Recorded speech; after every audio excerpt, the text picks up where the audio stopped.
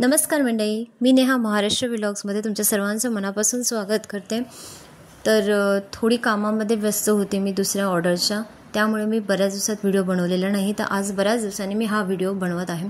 तर आज आपण बनवणार आहोत लाह्यांचा चिवडा, जो की छोट्या भुकेसाठी संध्याकाळच्या स्नॅक्समध्ये लहानांपासून ते मोठ्या माणसांपर्यंत कोणीही इझिली खाऊ शकतं। तर आता इथे मी लाह्या घेतलेल्या आहे, ज्या नागपंचमीला आपण पुजतो त्या लाह्यांचा इथे वापर करा आहे। रजवाईच्या लाह्यासुद्धा म्हणल्या जातात।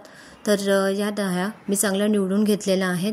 तर त्या मी अशा बाउलमध्ये साईडला काढून ठेवलेल्या आहे। त्यानंतर आता कढईत गॅसवर तापायला ठेवली आहे। 4 चमचे तेल घेऊन तेल चांगलं तापल्यानंतर आपल्याला त्याच्यात आवडीप्रमाणे शेंगदाण्यांचा इथे वापर करायचा आहे आणि शेंगदाणे चांगले मंद गॅसवर भाजून ठेवायचे आहेत। आपल्याला तेलात परतून घ्यायचे आहे।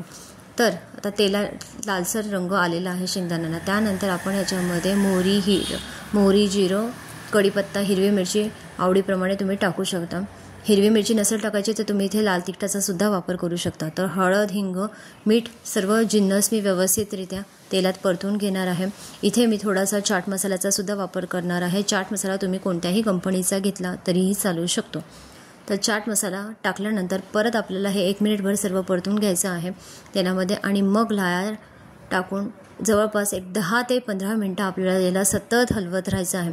तुम्हाला आत्ता जरी लाह्यांचा रंग असा दिसला तरी तुम्ही जेव्हा चांगलं परतून होतं तुमचं तर ह्याला लाह्यांना व्यवस्थितरित्या कलर येतो। या लाह्या कुरकुरीत होतात 10-15 मिनिटांनंतर। तर अशा प्रकारे आपल्या लाह्यांचा चिवडा खाण्यासाठी तयार आहे। तर ही माझी रेसिपी तुम्हाला कशी वाटली ते मला कमेंट करून नक्की सांगा आणि जर चॅनलला नवीन असाल तर लाईक, शेअर, सबस्क्राईब करायला विसरू नका। Thank you so much.